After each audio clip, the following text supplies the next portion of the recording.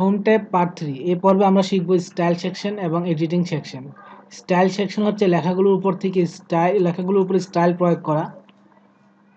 সর্বপ্রথম আছে যেটা নর্মাল, যদি আমরা লেখার মধ্যে কোনো স্টাইল প্রয়োগ করে থাকি, কোনো ফরম্যাট প্রয়োগ করে থাকি, যেমন বোল্ড, ইতালিক, আন্ডারলাইন, আমি এখানে প্রয়োগ করলাম, তারপর লেখার সাইজ বড় করলাম। এখন এটাকে আমি আগের মতো ডিফল্ট নর্মাল করে ফেলতে চাই, তাহলে এটা আমাকে আগে সিলেক্ট করতে হবে, তারপর এখানে নর্মাল ক্লিক করতে হবে। তাহলে দেখা গেলো আমার লেখাটা আগের মতো নর্মাল হয়ে গেছে। এটা হচ্ছে স্টাইল। তারপর আছে নো স্পেসিং, যেমন আমাদের প্রত্যেকটা লেখার মাঝখানে এখানে স্পেস ব্যবহার হচ্ছে, গ্যাপ রয়ে যাচ্ছে, এই গ্যাপগুলোকে কমানোর জন্য আমরা সিলেক্ট করার পর এখানে নো স্পেস দিতে পারি। তো এইভাবে এখানে অনেকগুলো স্টাইল আছে, যেমন টাইটেল, যদি আমরা বইয়ের নাম লিখি, বইয়ের নামটাকে সিলেক্ট করার পর এখানে যদি আমরা টাইটেল দিই তাহলে এটা বইয়ের নামের মতো বড় হয়ে যাবে। সাবটাইটেল, যদি সাবটাইটেল থাকে সাবটাইটেল দিতে পারি। এখানে আরেকটা যেটা সবচেয়ে বেশি প্রয়োজনীয় সেটা হচ্ছে হেডিং 1, হেডিং 2। এই দুটো জিনিস আমরা সূচি তৈরি করার জন্য ব্যবহার করতে পারি। সূচি তৈরি করার জন্য আমাকে আগে একটি লেখা ওপেন করতে হবে, একটি ডকুমেন্ট ওপেন করতে হবে, যেটা আমার আগে তৈরি করা আছে। File, open.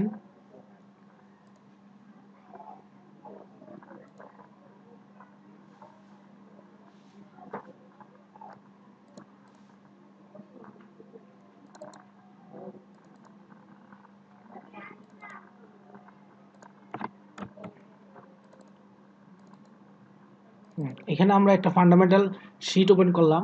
এখন আমি চাইতেছি এটার একটা সূচি তৈরি করার জন্য, কন্টেন্ট তৈরি করার জন্য। কন্টেন্টস বাংলা নাম হলো সূচি। তো এটা তৈরি করার জন্য আমাদেরকে হেডিং 1, হেডিং 2 এগুলোই প্রয়োগ করতে হবে। হেডিং 1 এবং হেডিং 2 মধ্যে পার্থক্য হচ্ছে যে নাম, যেটা আমার মেইন হেডিং হবে, মেইন সূচিতে যাবে, সেটা হচ্ছে হেডিং 1। যেমন আমি এটা সূচিতে নিতে চাই, হোয়াট ইজ কম্পিউটার, কয় নম্বর পৃষ্ঠা থাকবে এটা উল্লেখ করা থাকবে, তো সেজন্য আমি এটা হেডিং 1 দিলাম। আর যদি এটা কোনো পরিচ্ছেদ থাকে, যেমন অধ্যায় 1, একের পর 1.1, 1.2, 2 এরকম যদি কিছু থাকে, তাহলে সেটা আমরা 2 দেব। পরিচ্ছেদের ক্ষেত্রে আমরা 2 দেব। যেহেতু এখানে কোনো পরিচ্ছেদ নাই, এই জন্য আমরা এখানে আপাতত শুধু হেডিং 1ই ব্যবহার করতেছি। তো এইভাবে যে লেখাগুলো আমার সূচিতে যাবে সেই সমস্ত লেখাগুলোকে সিলেক্ট করে হেডিং 1 করতে হবে। সিলেক্ট করলাম হেডিং 1। এভাবে প্রত্যেকটা হেডিংকে আমাকে হেডিং 1 করে সিলেক্ট করে নিতে হবে। তো এখানে বাংলা লেখাগুলো অনেক সময় চেঞ্জ হয়ে যায়, এই জন্য আমরা পরবর্তীতে সিলেক্ট করে বাংলা লেখাগুলো সিলেক্ট করে এখান থেকে বাংলা ফন্ট দিয়ে দিলে এটা আবার ঠিক হয়ে যাবে। আচ্ছা, আরেকটা জিনিস, এখানে আমরা একসাথে এই সেম লেখাগুলো আমি এখানে সিলেক্ট করে নিতে চাই।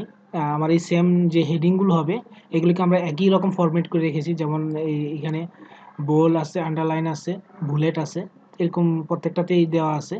তো এটা সেম ফরম্যাটে দেওয়া আছে, এই জন্য আমরা খুব তাড়াতাড়ি সিলেক্ট করে নিতে পারবো। এবং সেটা করার জন্য আমাকে আগে এটা সিলেক্ট করতে হবে। সিলেক্ট করার পর সিলেক্টে ক্লিক করতে হবে, তারপর select all text with similar formatting, অর্থাৎ এই লেখাটার মতো যেখানে যেখানে লেখা আছে সেই সবগুলো লেখা আমি সিলেক্ট করতে চাই, এই ফরম্যাটটা, এই স্টাইলটা। তো এখানে ক্লিক করলাম, এখন আমার সবগুলো লেখা সিলেক্ট হয়ে গেল। এখন আমি জাস্ট হেডিং 1 ক্লিক করলে আমার সবগুলো একসাথে হেডিং 1 হয়ে গেছে। হেডিং 1 করার পরে আমরা সূচিটা তৈরি করব ফার্স্ট পৃষ্ঠায়। প্রথম পৃষ্ঠায় সূচিটা থাকবে, সেজন্য আমাকে ফার্স্ট পৃষ্ঠাটা খালি করতে হবে। খালি করার জন্য লেখার আগে ক্লিক করব, তারপর ইনসার্ট পেজ ব্রেক অথবা কন্ট্রোল এন্টার, এখানে ক্লিক করলে এই লেখাগুলো অন্য পৃষ্ঠায় চলে যাবে।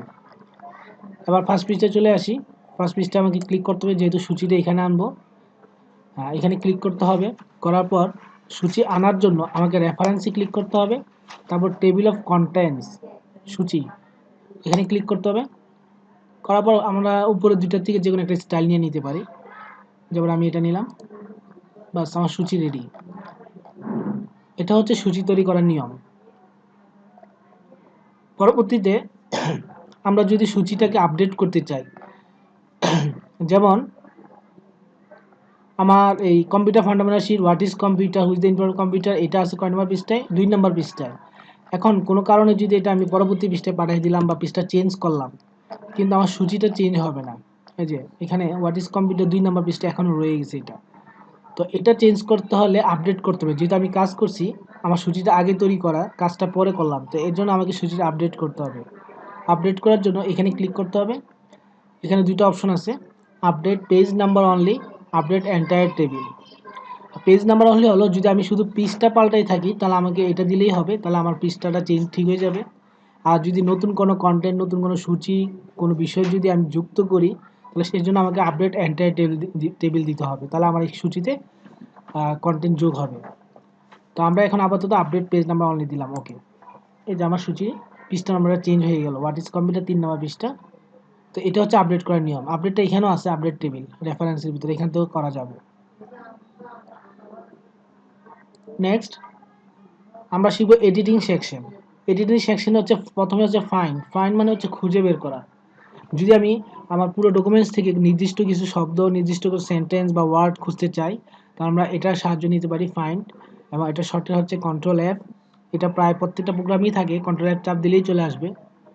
এখানে ক্লিক করলাম, করার পর এখন আমি কি খুঁজতে চাই এখানে সেটা লিখবো। যেমন আমি খুঁজতে চাই মেমোরি।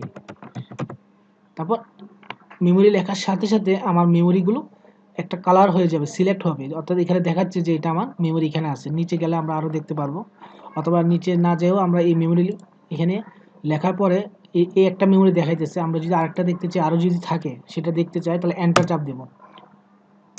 যেহেতু এই যে চলে আসছে আমার নেক্সট মেমোরি, আমি আবার ক্লিক করি, যে আমার নেক্সট মেমোরি চলে গেছে, আবার এন্টার, আবার এন্টার, আবার এন্টার। তো যতগুলো মেমোরি থাকবে এতগুলো মেমোরিতে যাইতে থাকবে এটা। আর যখন দেখা যাবে যে আর পরবর্তীতে কোনো মেমোরি নাই, তাহলে এটা বলবে যে ওয়ার্ড হ্যাজ ফিনিশড বলে দেবে এটা। তারপর শিখবো রিপ্লেস মানে হচ্ছে পরিবর্তন করা, খুঁজে পরিবর্তন করা। যেমন এখানে আমি যতগুলো কম্পিউটার শব্দটা লিখলাম, আমি চাইতেছি যে কম্পিউটার লেখাটা পরিবর্তন করে মোবাইল করে নিতে। তো এখানে তো অনেকগুলো কম্পিউটার শব্দ থাকতে পারে, তো এখন আমরা একটা একটা করে খুঁজে বের করে কীভাবে পরিবর্তন করব, অনেক সময় ব্যাপার। তো সেই জন্য আমরা রিপ্লেসের ব্যবহার করতে পারি।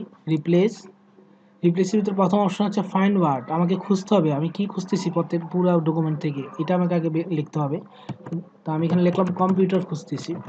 কম্পিউটার যেখানে যেখানে থাকবে সেটা পরিবর্তন হবে রিপ্লেস উইথ, এখানে লিখতে হবে কি পরিবর্তন হবে। এখানে লিখলাম মোবাইল পরিবর্তন হবে।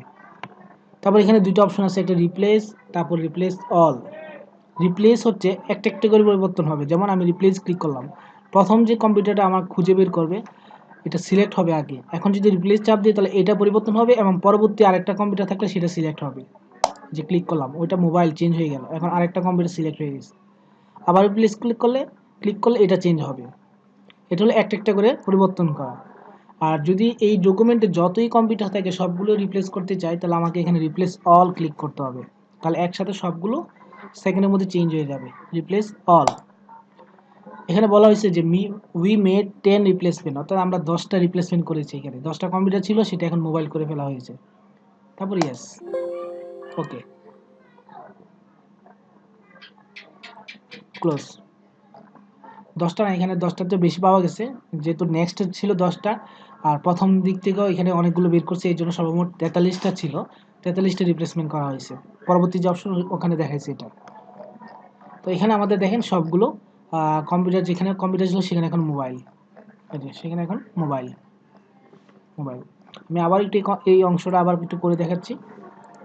আমি প্রথম দিকে চলে গেলাম, আবার রিপ্লেস, আমি এখন উল্টো করে দিচ্ছি। এখন আমি মোবাইল খুঁজতেছি, মোবাইল খোঁজার পর এটাকে পরিবর্তন করবো আবার কম্পিউটার, তারপর রিপ্লেস অল।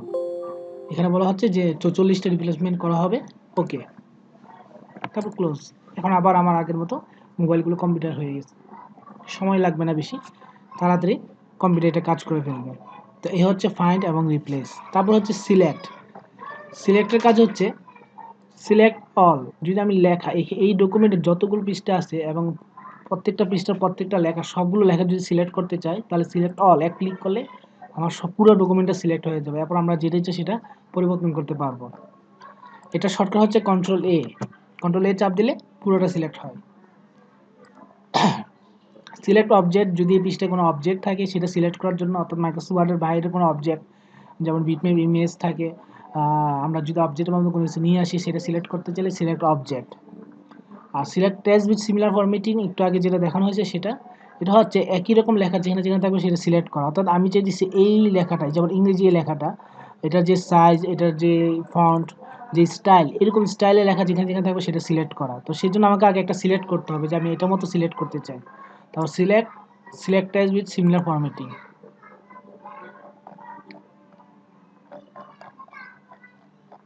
আবার দেখা এটা, এখান থেকে যেমন এই যে সিলেক্ট করলাম, সিলেক্ট করার পর select tag with similar formatting, এই যে এরকম লেখা যেখানে যেখানে থাকবে সেগুলো সিলেক্ট হয়ে যাবে। সাইজ লেখার স্টাইল, লেখার ফরম্যাট, কালার, এরকম যেখানে যেখানে একই রকম থাকবে এগুলো সিলেক্ট হবে। যেমন আমি বাংলাগুলো সিলেক্ট করতে চাই, এই যে সিলেক্ট করলাম, select all tags with similar formatting, এই যে আমার যতগুলো বাংলা লেখা আছে সবগুলো বাংলা লেখা একই সাথে সিলেক্ট হয়ে গেছে। তবে স্টাইল একরকম, যেমন এই লেখাগুলো সাইজটা একটু ভিন্ন, এই লেখাগুলো সাইজটা একটু ভিন্ন, এই জন্য এটা সিলেক্ট হয় নাই। তো একই রকম লেখা যেখানে থাকবে সেগুলো সবগুলোই সিলেক্ট হয়ে যাবে। তাহলে এ হলো আমাদের হোম ট্যাবের পার্ট 3।